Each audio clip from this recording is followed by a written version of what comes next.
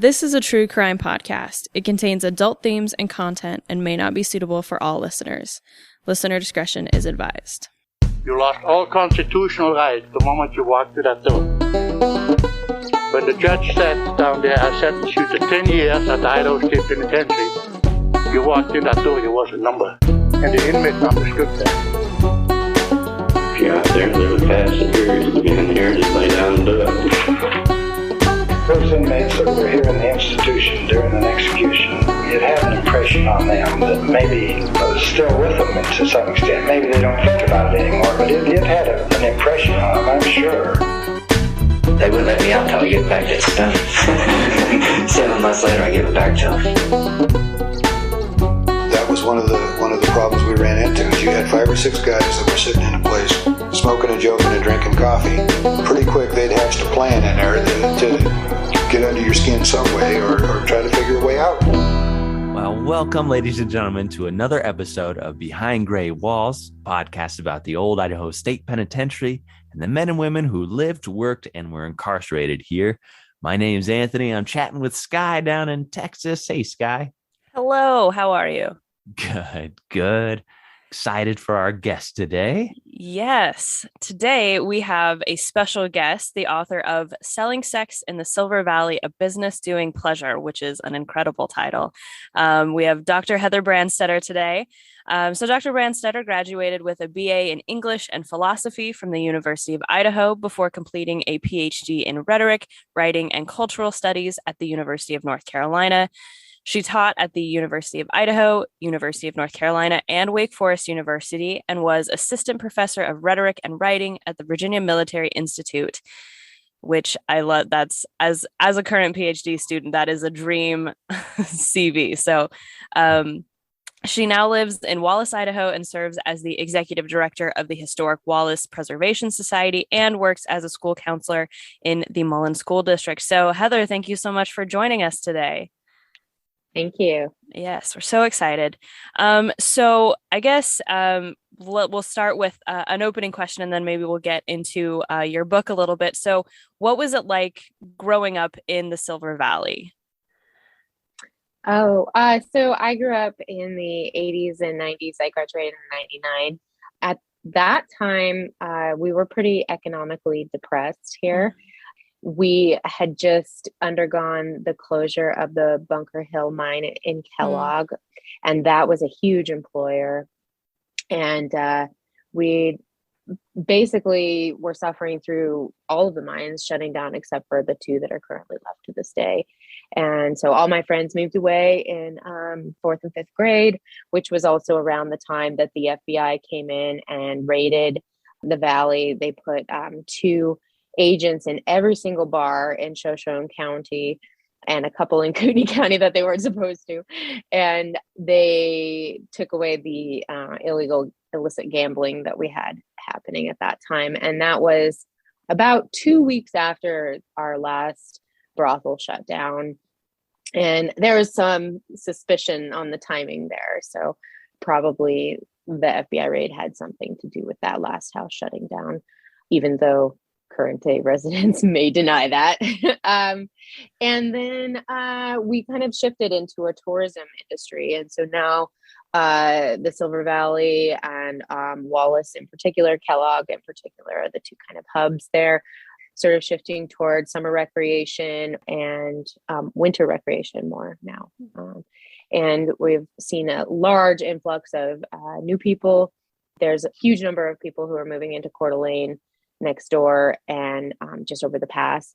It's about 45, 50 minutes away. And so then when those people can't find housing fast enough or affordable enough, then they're coming over here to this side of the valley. And I think both Anthony and I have been part of that tourism that the towns are aiming for. And me and my family had such a good time last summer. So really interesting place up there. So was that experience of the fact that you grew up at this time that the mines are closing down and the FBI is coming in, is that what inspired you to start looking into this as an academic project, or were there something else that you were originally focusing on in your studies? I was looking around for a dissertation project in about 2009, And I really wanted to focus on how the women in Wallace's history were influential in the Valley's economy and in how they are remembered. So there's a large, field of study in rhetoric that is public memory and historiography. Basically, the idea is that history itself is persuasive effort. And so if we're telling stories a certain way, that's for a certain reason. And I wanted to learn a little bit more about this part of history that I'd only heard about through oral history and in part also my own memory, which, it turns out is quite unreliable. And so I went into the mining museum here in Wallace in 2009 and asked around about the labor wars, illegal gambling, and the brothels, and sort of was trying to figure out what's out there, what kind of research and material that we have already and what we would need. And trying to just sort of figure out if I had enough material to make this into a dissertation project. At that time, there really wasn't very much written or available about the history of sex work here. And so my committee kind of dissuaded me and told me to maybe work on a different project that would be closer to where I was going to school and that actually had like a lot of material to work with. But I couldn't really get this project out of my head. And so the mining museum director said that he'd give me some grant money if I, came back to Wallace for the summer, which I was doing anyway, really. And he said that I should conduct some oral histories and see what I can dig up, because they have a lot of people come into the mining museum asking about the brothels and that bordello history, in part because of the Oasis Bordello Museum, which I'm happy to announce is going to open back up this summer. Okay. Big surprise. We kind of thought it was going to be closed for forever. But my half cousin Lee is going to take it over, and she's going to run it. So it's pretty exciting. So great. Yeah. My dad always listens. So Dad, we have to go back to Wallace, because that is one thing that we missed last year. Was that museum, and I was so bummed. But yeah, really interesting. The cool thing about what happened with the project was that my finished product isn't an academic published work. And that's because I wanted it to serve the purpose of being accessible for the general public, not being like super expensive. And if I would have turned it into my dissertation, it would have been a product of like my committee members, and it probably would not have been what I wanted it to be, which this, what I was able to publish really is.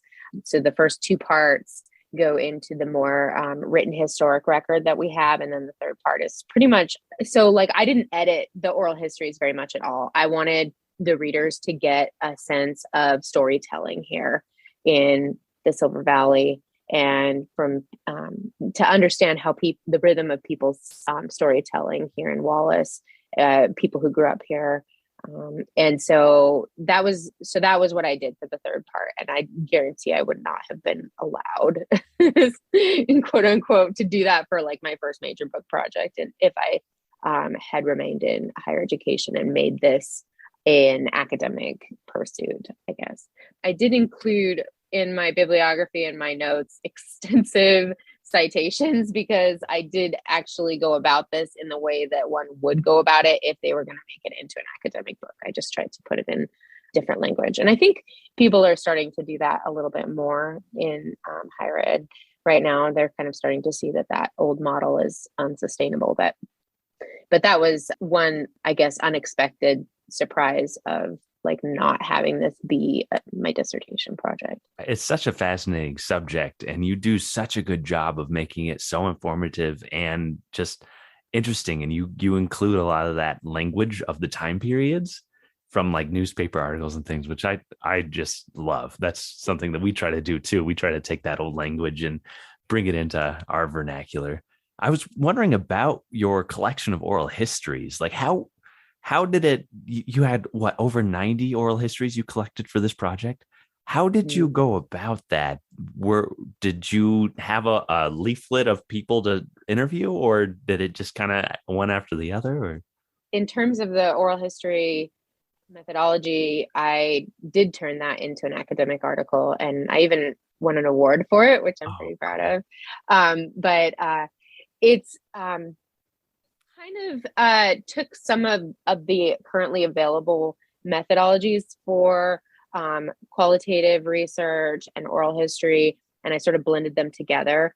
In Wallace, especially because we went through our FBI raid, and because we have a history of illegal yet pretty open secret kind of activity, people were very protective of that history. And like they'd show me some photos and they'd be like, but you can't take a picture of them. You can't put them in your book. Or they'd, talk about the women, but then they'd be like, you can't tell that story.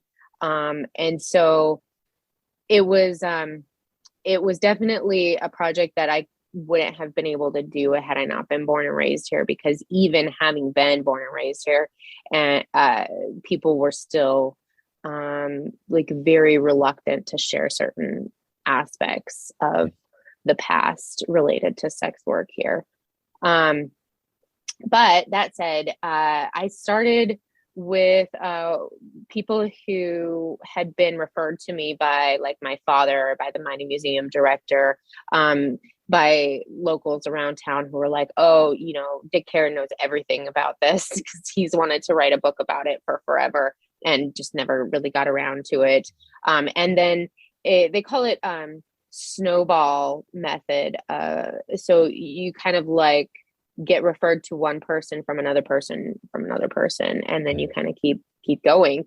And then there were some records that I found too, like police records that had some names in them. So followed up on that too. But mostly it was from referrals from other people because of like personal connections. Mm-hmm. I'm sure that I left some people out who would have been excellent interviews. And I, after the book was done, kind of continued on. So I've, like, as of now, have done more than 100 interviews. And then I started publishing some of this stuff on my blog, and then people started writing in there also. So it maybe messed up a little bit, maybe contaminated what people were going to tell me because they like had read on the blog certain things, but other people reached out to me who I probably would not have been able to talk to otherwise. So also there was some all-class reunions, some high school all-class reunions. So I kind of just wandered around and talked to people there, or like different festivals in town. I would always just kind of go out and be like, hey, you want to chat with me? Go down to the bar, see if the people at the bar during the day would talk to me, because there was quite an overlap there between people who bartended and people who were maids up in the houses and people who were friends with the women who worked up there. Oh, so fascinating. Yeah, that's very cool. Who were the subjects? Did you get a mix of visitors like Johns, the sex workers themselves? Who were your subject ranges? Yeah, I got a mixture for sure. I tried to kind of cover my bases. I wasn't able to get any of the sex workers to talk with me on the record, however. So that was really a shortcoming of the book. If I was going to criticize any aspect of it, that would be the part. But because there's still a few women who are alive and available, but they just didn't want to go revisit that aspect of their past, which also indicates, there was definitely some unpleasantry about it. There is a lot of stigma still associated with sex work, and was also here in Wallace, even though most of the people were accepting of it. There was definitely, it needed to be in its place in order for people to be willing to accept it. I talked to the son of one of the madams. That was a really interesting interview.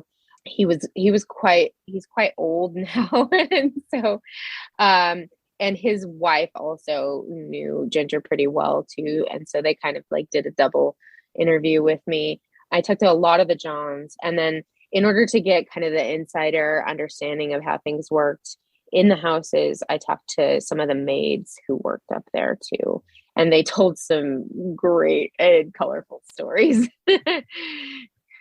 That's very cool.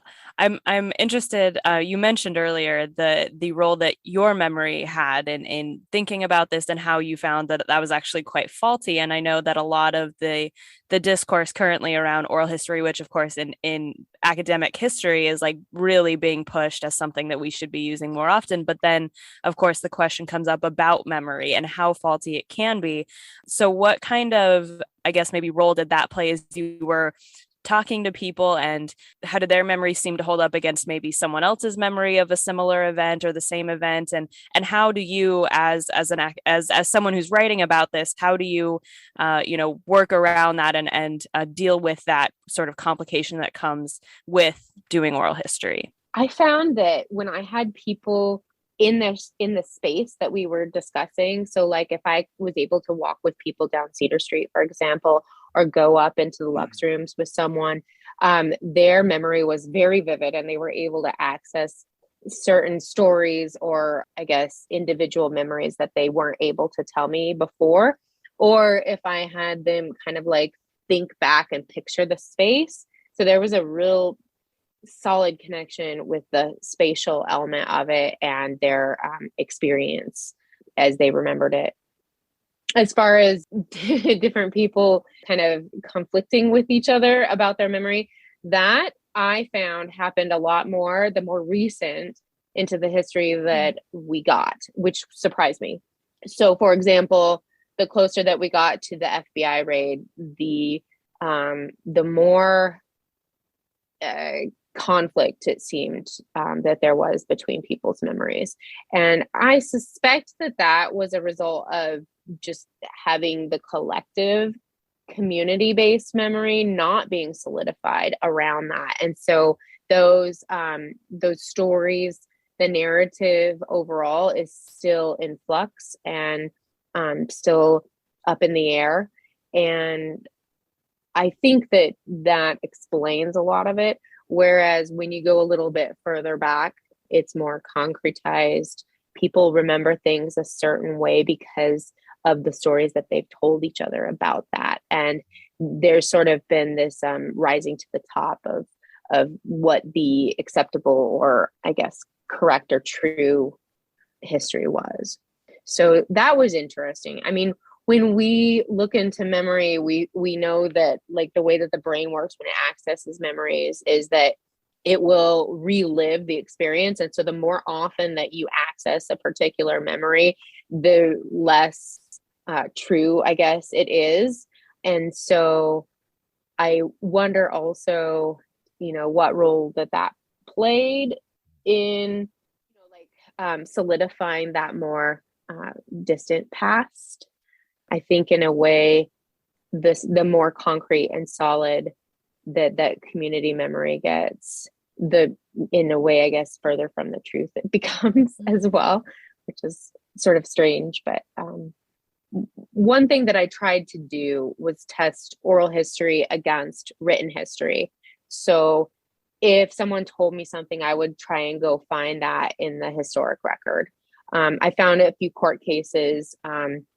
So there was a famous story about this lawyer who went up to the brothel, and he had to testify in court about it. And his wife was apparently quite upset about this. And it was just kind of a story that everyone told around town. And it was told pretty similar to the actual truth of it. But it was kind of interesting to hear the different versions of that story and then read the actual court transcript that one of my research participants gave me. He saved it and offered it up as a something to sort of be like, okay, here's the real story. But even that was a retelling in court. There were a lot of legal documents from the police records, and I unfortunately couldn't find a bunch of details in there, but I found a ton of records of the women who worked in the houses, and I'd like to go further with that in another project to kind of, I guess, figure out how to really show who these women were and kind of bring them to life, because I feel like that's a part of the book that I also would like to have developed more. And the police files really show some of that stuff. Like there's quite a bit of information on some of these women. And I tried to like balance, protecting their privacy with bringing them to life and respecting their memory in that way. But as the further that we get from that past, then, and the more comfortable that people are going to be with like learning more about these specific women who worked up there. So probably in the future, that'll be something I want to pursue. I'd also like to pursue in the future the least reliable aspect of people's memories, which was the FBI raid. So people have this competing story that they tell about the raid. Some people say that it was not the FBI that stopped the houses, that it was the economy. They say the houses were on their way out anyway because there wasn't enough money to support it in the economy. Locally, in some ways, yes, that was true because because the miners were moving out.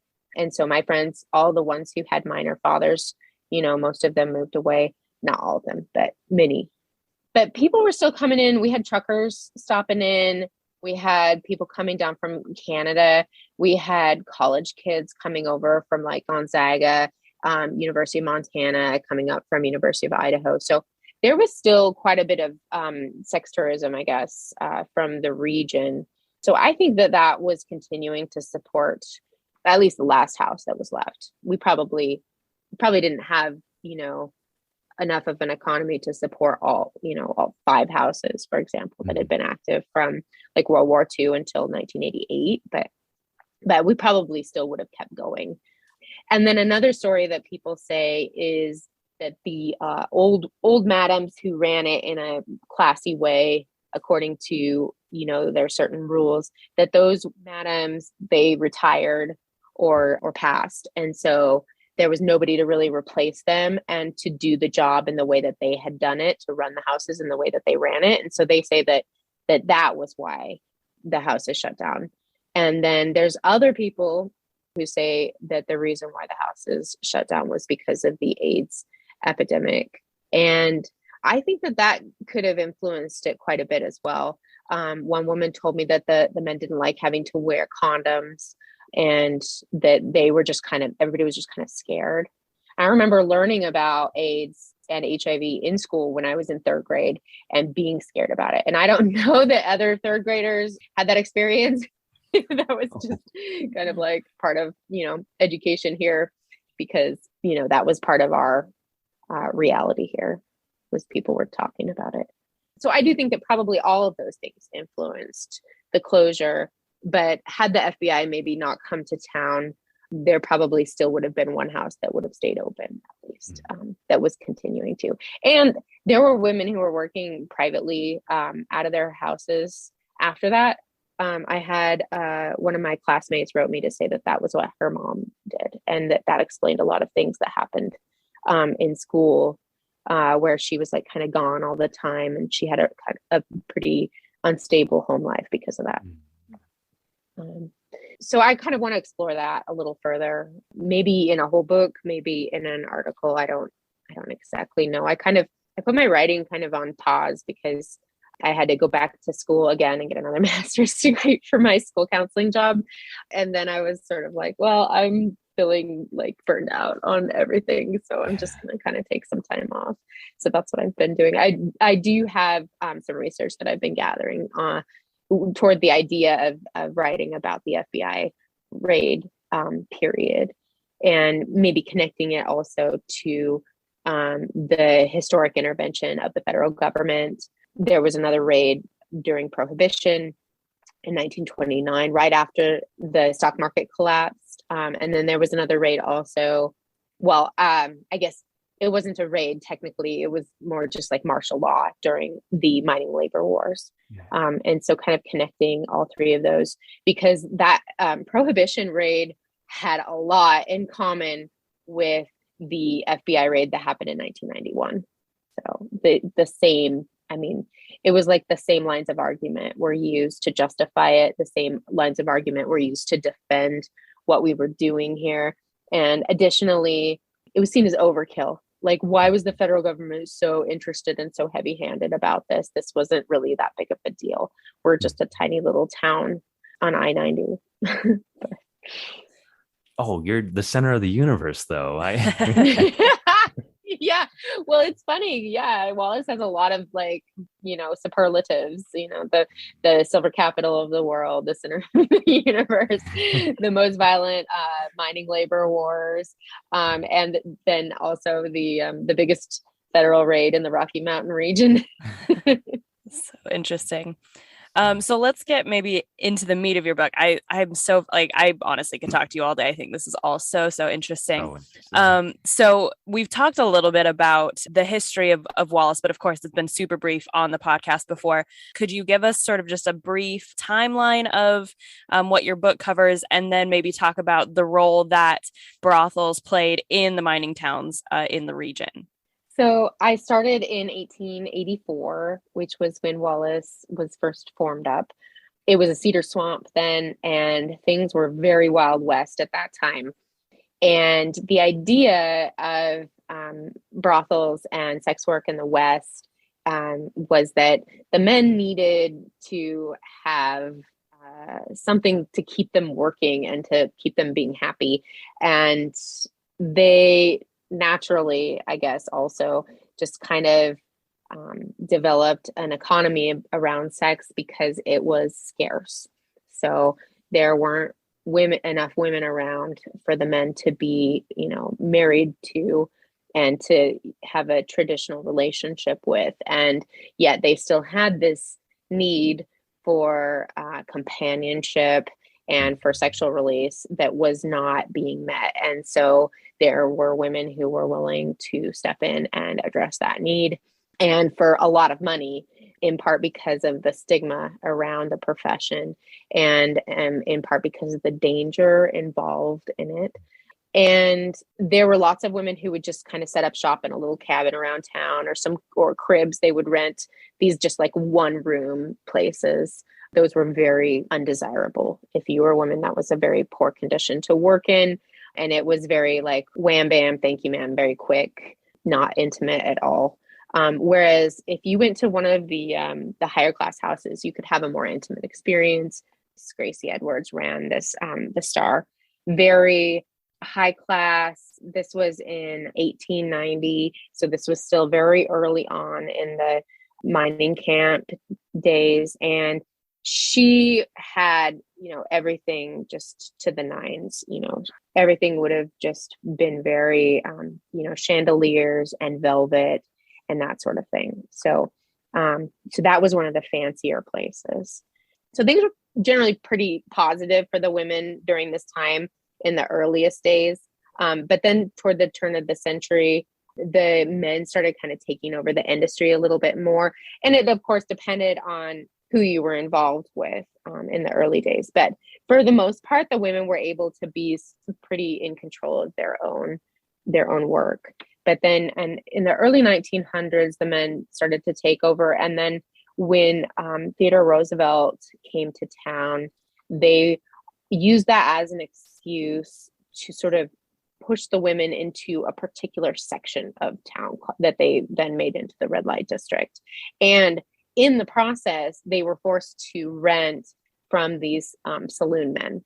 And so during that move that pushed them kind of a little more out of sight, out of mind, even though it was still downtown, but just so everyone was kind of in the same place, during that move to like clean up Wallace, quote unquote, a lot of the women's power got taken away. And then that was when things kind of went a little more downhill for the women who worked in the industry. And then the dance halls popped up. The dance hall environment was notoriously bad for women. A lot of women tried to kill themselves, were drugged up all the time, just kind of to deal with the environment. Yeah, it was not a positive thing. And then during that time also, there was a huge nationwide sex trafficking panic. And I'm sure that some of it was legitimate. I'm sure that some of it was actually happening. But then there was another aspect of it where if a woman had gone into sex work and then wanted to get out of it because of the stigma, there were very few routes to exiting the industry and like being legit, marrying, whatever. And so that would be when they would say, well, I wasn't doing that of my own free will. So there was kind of a mixture there of actual sex trafficking where they were taking advantage of it, especially immigrant women. That happened here in Wallace. Effie Rogan was convicted, I think, twice. She was at least accused twice. I can't remember if she was convicted twice. But so Effie Rogan was one of our madams who was definitely sex trafficking. And it seems that she ran one of these dance halls, and it seems that she was working with some men to do this, and she was not very good. She was not a very good person. She looks astounding. She just looks like so beautiful in these pictures. We have a couple of really amazing pictures of her from the Barnard Stockbridge collection. So she was one of them. There was also a woman who I found a narrative of this woman who worked over by the depot and ran a boarding house there. And she was helping this man bring a woman in to try and manipulate her into the industry as well. So they passed the Mann Act nationally. It's a federal law, and that law has a lot of flaws in it. It prevents the transport of women across state lines for immoral purposes, is what it says. It's just like, that thing needs to be fixed because it's from 1910 and it's still in the books. I mean, at least it was the last time I looked. That was in the later years. That was a problem for Wallace because a lot of women would fly in from Spokane, or they would come over state lines. Or if you were just friends with someone that was working in the industry, then you could be convicted of trafficking as well. So that law came about because of the trafficking panic that arose during this time. And nationally, sex work was under attack. People were starting to catch on to public health and started portraying red light districts as these havens for disease, and venereal disease was sort of seen as it was a pretty bad thing before penicillin came along. It was a big problem. And then as we get in toward World War II, the nation had a reason, a justification to shut down all the red light districts across the nation because the men needed to be fit to fight was the propaganda. There was a huge propaganda campaign against sex work that went out across the country. And that was when most of the big cities' red light districts shut down. Or what really happened was they went underground. And that didn't happen out west as much. So mining towns like in Nevada, like here in Wallace, in Montana, in Washington, logging camps as well, they all continued to have red light districts that were pretty above board, even though they kind of had to moderate how things were done. And the military had this list of like towns that were off limits. And Wallace was, of course, one of them. And one of the military guys explained to me, he goes, yeah, that was kind of backfired on him because you were telling them exactly where to go.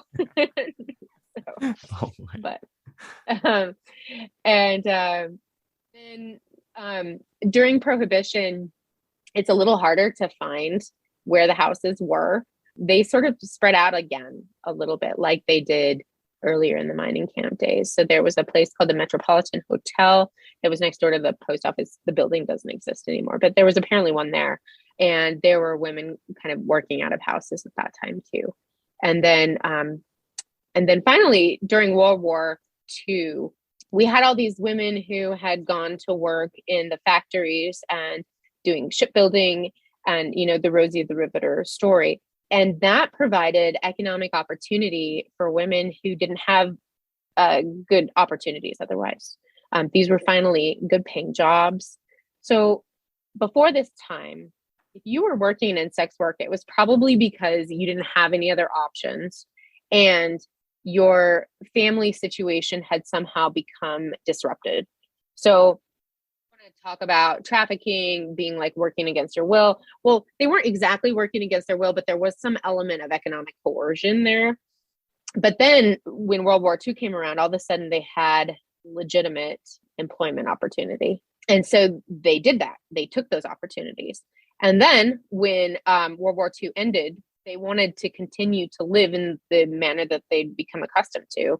And so a lot of those women then ended up going into sex work or returning to it if the Rosie the Riveter factory and war effort work had just been, something that they turned to instead of sex work. So then they returned to working in the industry, or they started working in the industry because there was a lot of demand for it at that time as well. Penicillin came along and kind of helped alleviate the problems of sexually transmitted infections. It seems like it was always kind of outlawed, but how was it allowed to happen for so long? Yeah, that was one of my major research questions, especially once you get past World War II, because at that time, we had these strong family values that were sort of a part of the national culture. We were all supposed to get back to making babies and having, this nuclear family. And then there were a lot of policies put in place to support that too.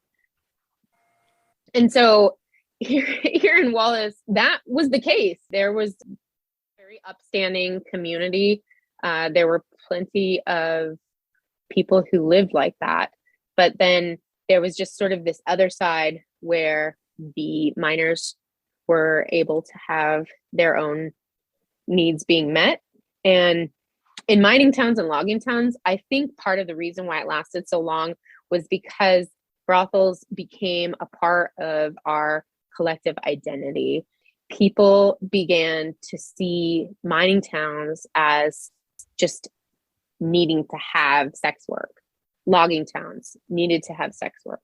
It was just sort of a requirement for that kind of a town. And so you see newspaper articles into the 80s that talk about how a mining town needs brothels. Those are the headlines.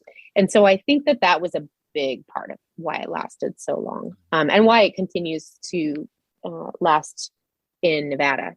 Probably the other reason why it continues to last in Nevada is because there's no other places in the U.S. where people can go to legally purchase sexual activities. But the other thing that happened was the women, and this was what I was really kind of trying to explain in the book and in my research and like more broadly here, is that the women were persuasive and were able to know what it was that the community needed to hear in order to continue to accept it.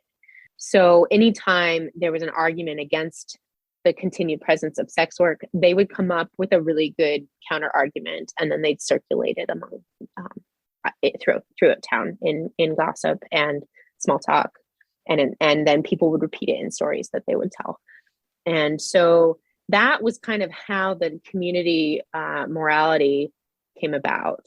And that, this is kind of how it works in a small town, right? People just kind of talk, and they develop they call them commonplaces in rhetoric. So these ideas that sort of have salience that are the most persuasive, those ones will sort of continue to be repeated. And then the ones that aren't won't.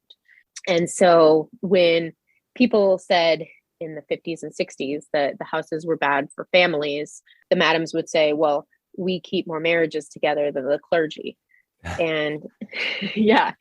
And they would say, like, we need to have these around so that these men have a place to go. In those days, in like between 1910, 1925, when there was a lot of concern about sexually transmitted infection, that was when the women would say, well, we're going to get checked out by a doctor once a week. We'll be checked out by doctors, and we'll keep a clean house here. And so when they were accused of being quote unquote dirty, they played up the idea that they were clean. So, and they made sure to have these doctor's checks be a big part of what people knew about how the houses were operated. Mm-hmm. They made sure that there was not organized crime involved, at least in a very hands-on way here in town. Some of the women were associated with organized crime, but the sheriff's department tried really hard to keep those women from working here and tried to do what they could to like basically kick them out of town if they were associated with organized crime, because that was something that the community would not have accepted. They were not allowed to solicit on the streets because the idea was that the men would be uncomfortable like running into someone if they were like walking around, and if they were with their wife, for example, or their girlfriend or whoever. And so the women weren't out and about very much. They mostly stayed within the walls of the brothels. And so that was something it was good in a way for the women because they were safe. They were safer in a brothel situation than they were in a street situation, or like even a sketchy massage parlor or whatever. But in a way, it also made it quite lonely. So they weren't really seen out on the streets unless they were going to the Western Union to, send money somewhere. A lot of these women had kids, they had families of their own, and they were providing for them. And that was the case even after women were able to have more jobs after World War II. So because they were still doing sex work instead of those clerical jobs for the money, especially if they had a family to take care of. Many women worked part-time in the sex industry, just very secretively, and their families didn't know. The madam whose son I talked to, Ginger, he didn't know that she was a madam until he was like 18. Wow. Yeah, they just thought that she was out doing some jobs for the pawn shop or whatever. But apparently she was like hobnobbing it up with like Frank Sinatra in Vegas, Right. Oh yeah, that's God. what she did before she came up to Wallace, was she was like a high-end call girl there in Vegas for like the Rat Pack guys. Where did a lot of these sex workers come from? Were they local girls? Did they all come from out of state? How did they get to Wallace? Mm-hmm. It was characterized as a circuit, and this was another aspect of the community's acceptance of it. There were no local women allowed. It was definitely forbidden for the local girls to sign up. That was not something that community members were going to tolerate or accept. So that was a part of the background check that they went through. So every woman who worked in the houses, they would go interview with the madam. And they'd say, I want to work for you. And they'd, talk through what the job involved. And then if they were old enough, they would go down to the sheriff's department and have their mugshot taken and have their background check run. Now, the mugshot part was actually done in Nellie Stockbridge's photography studio, which was quite fancy, and it was very classy. And that was what happened from, I guess, the early 40s up until 63 when Nellie retired. And then after that, it was a traditional mugshot. So they would go down there, and then the sheriff's department would run the background check through the FBI. So the FBI was like knowing that this was happening. And they would mark it as investigation or fingerprinted, mugshotted, mugged and released is how they would put the charge on their rap sheet. And then they would go to work. And if there were some like issue found, then, a couple days later, they'd be kicked out or whatever. But that wasn't very common, it seemed. But so these rap sheets from the sheriff's department show where the women came from on the circuit. Most of them were coming from Montana and Nevada, other mining camps, other logging communities. There's such good photos in this book. Thank you. Yeah, I wanted it to be that way. Again, I wanted it to be really accessible. I wanted the book to perform a service for the community, since there really wasn't anything written down. And, oral histories, they die with the people who know the history. And so I think that's why we privilege written history. It's because, there's a lot of reasons why, but that's, I think, a legitimate one. Like, if we want our oral histories to live on, we need to write them down, because what gets written down lives on. So on pages 120, 121, you can see some of these sheriff's office files. On page 120, it shows which houses that the women worked in and during what time periods. So about a fifth of them, maybe up to a quarter of them, worked in more than one house when they worked in Wallace. And many of them would work for a while and then go somewhere else and then return. So like this woman, she worked in the Oasis, the Lux, and then back to the Oasis. And probably, in theory, her rap sheet would show where she went in between those time periods. Some of the rap sheets reveal that the women even worked in places like Burley, Idaho, where mostly just Mormons there. And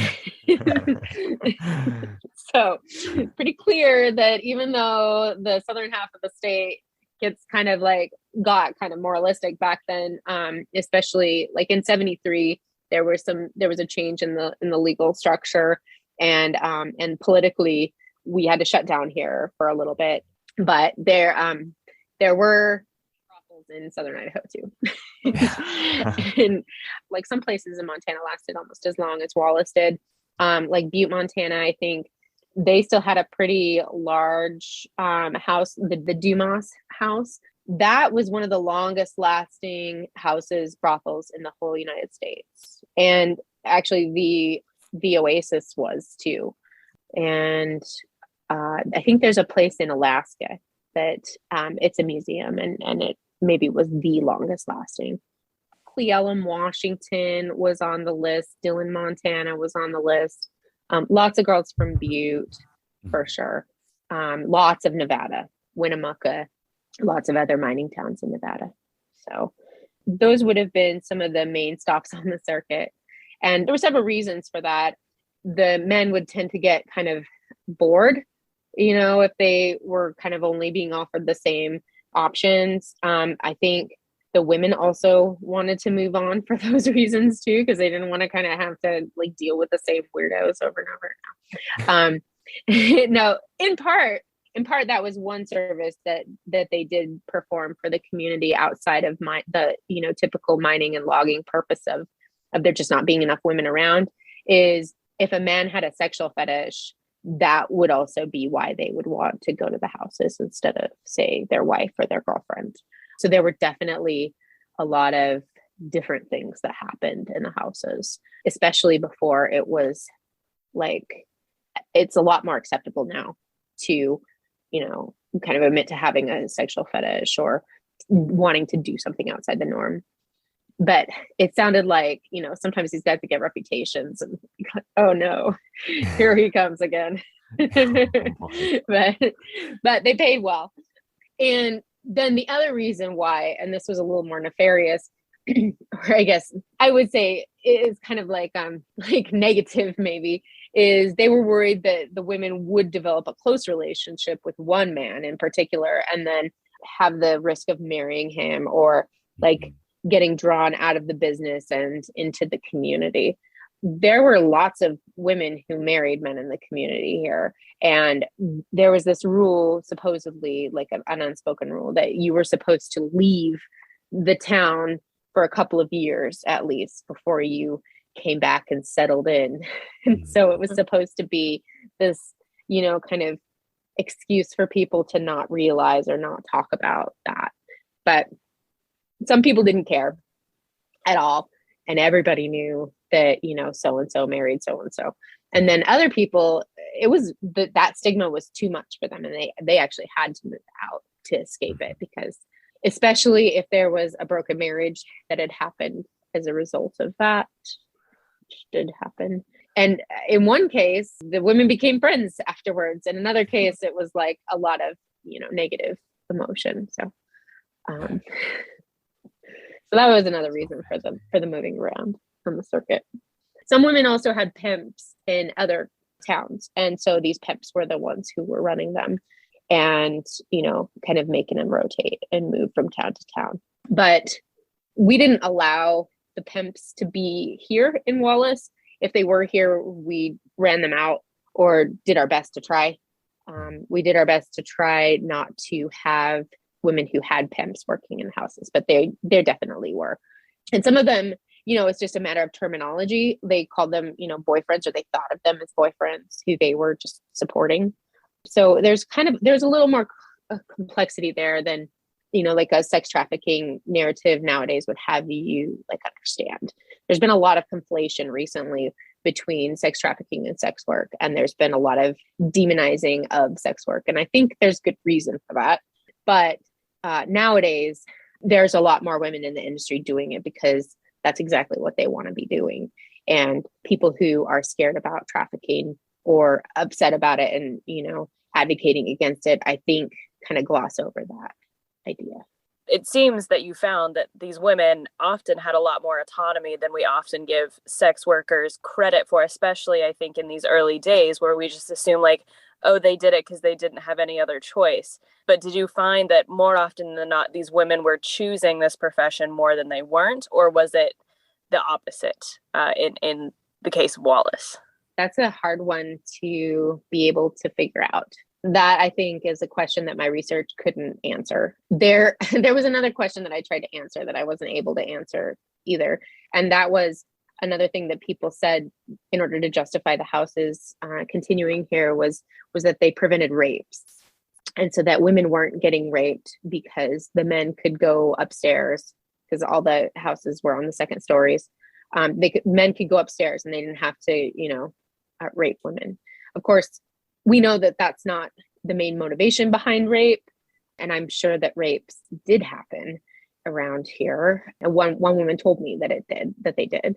I wasn't able, though, in the police records to find, records of rapes happening either before or after when, the sex work existed here. And I do also think that it might be possible that the presence of sex work here made it less socially acceptable for someone to rape. And so I think that it might be the case that maybe there were some rapes that didn't happen just because it was seen as so socially unacceptable to do that, because there was this narrative that you could go up and have what you needed in, on the second story of the houses.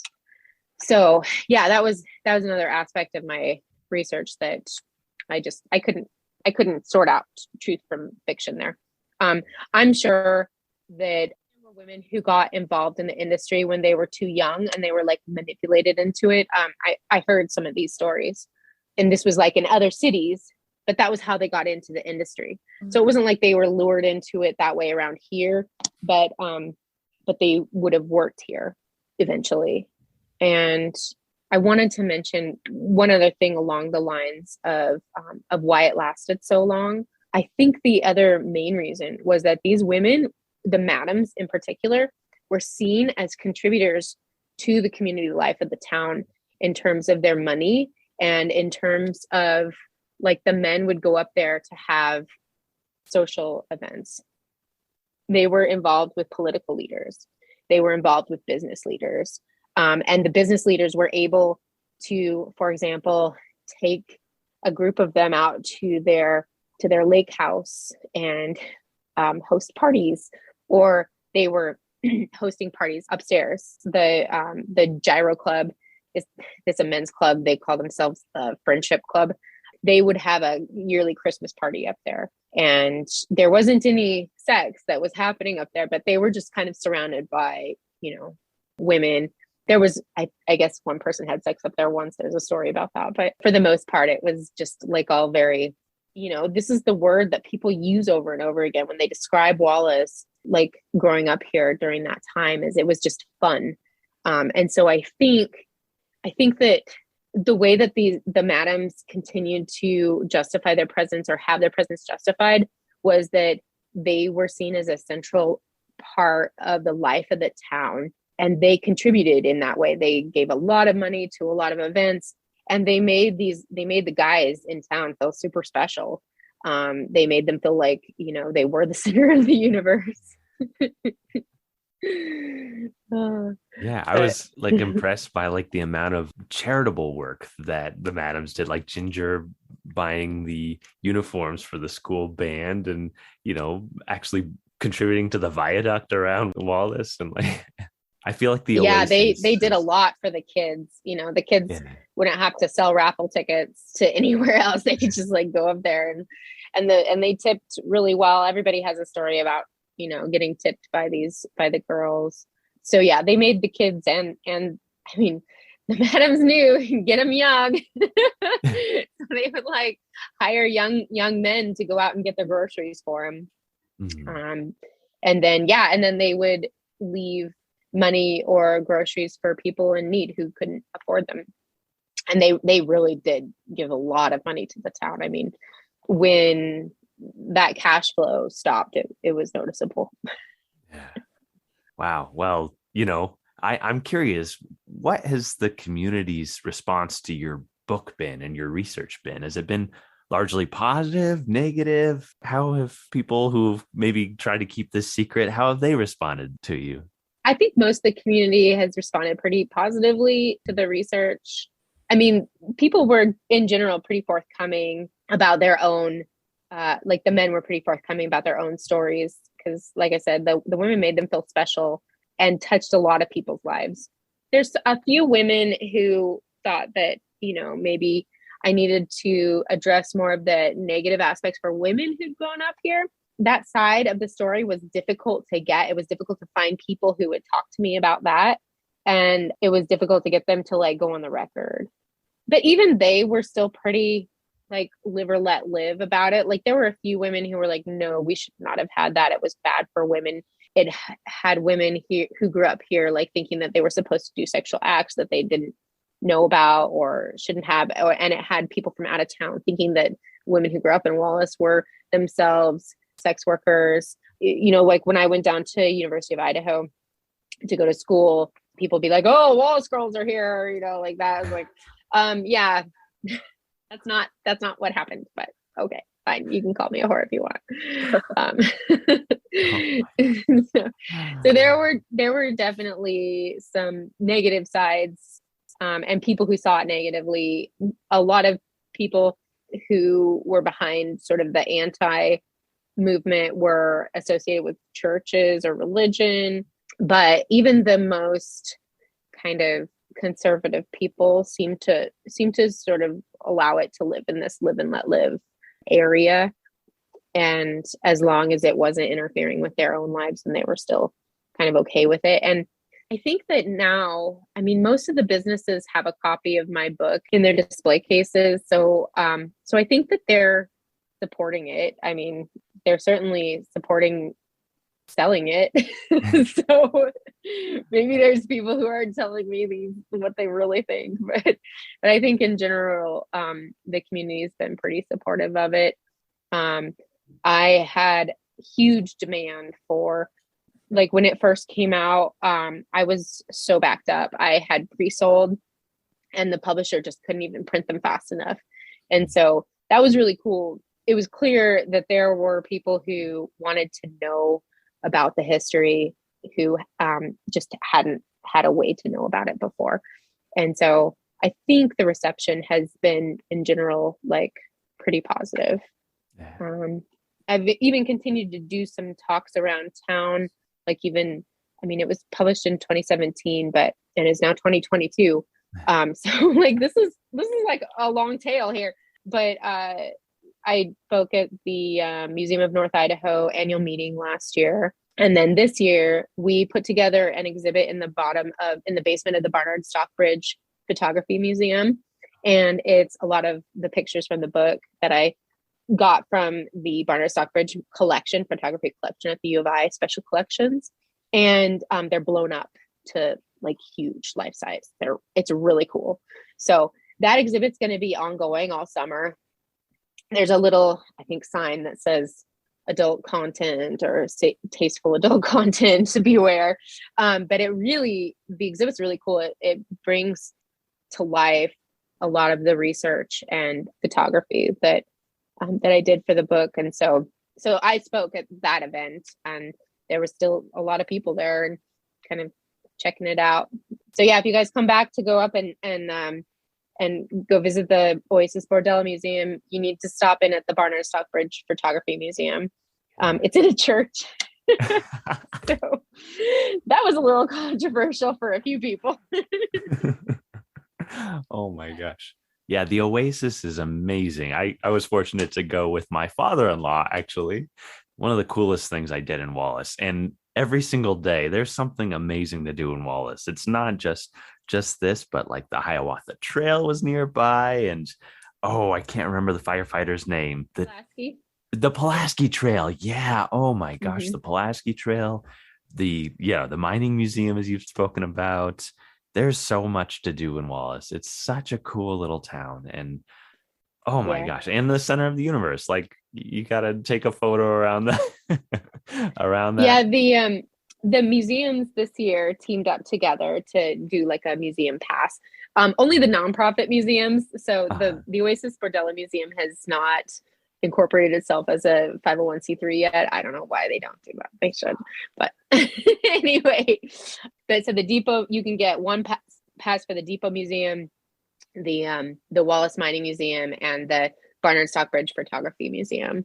So, and yeah, what you listed, the Route of the Hiawatha, the Trail of the Coeur d'Alenes, and the Pulaski Trail are definitely the big summer tourism draws here.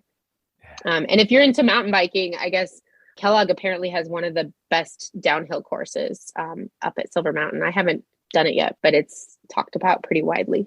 So, well, thank you. Is there anything else you want to share with us? Like when I started the book, I didn't really have an opinion on like, should sex work be legal? And now I definitely think it should. And I think that Wallace had a potential model for, how it could be regulated. And the brothel model is a positive one. I mean, the reason why I say that is because when you talk with sex workers nowadays, contemporary sex workers, they'll tell you that safety is like one of the biggest considerations. And so if we could just have a way for everyone to do it safely, it would be a lot better than kind of shoving it on the ground and pretending like it doesn't exist.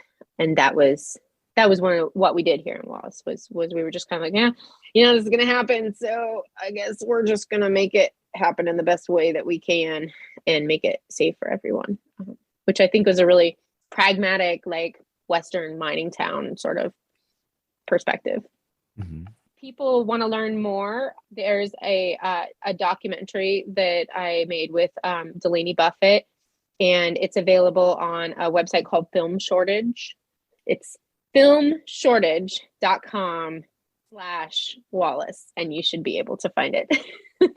Perfect. We'll link it in the show notes. And I haven't really touched my blog very much for a while, and I was thinking that I should probably go update it. Like I said, I've been pretty burned out, so I've mostly just been doing events and not writing. But probably this summer I'll start up again. But thanks so much for talking with me. Awesome. Yeah. All right. Well, Dr. Heather Branstetter, thank you so much for being on. Everybody, you can find this book in our gift shop at the Old Pen. That'll be in stock pretty shortly here. And we always end the show with a little saying. Heather, if we were to say do your own time, how would you respond? Gosh, that's a hard one. Okay. Don't get caught. Don't get caught. That's great. All right. Oh, thank you so much for being on today. Yes, it's been awesome. Thanks, you guys. I appreciate your time and your attention. Thanks. All right, we'll have to have you back on sometime after your next project, because this has been so great, so. Thank you. Right. Yeah. All right, everybody. Thank you so much for listening. Do your own time. Do your own number. All right, we'll talk to you next week. If you enjoyed Behind Gray Walls, please rate, review, and subscribe on your favorite podcast app so you never miss an episode. Not only do we get to hear your feedback about the show, but it helps others find us as well. If you're interested in finding out more about the podcast, follow our Facebook group at Behind Gray Walls Podcast. We have a podcast Instagram as well. You can find us on Instagram at Behind Gray Walls Pod.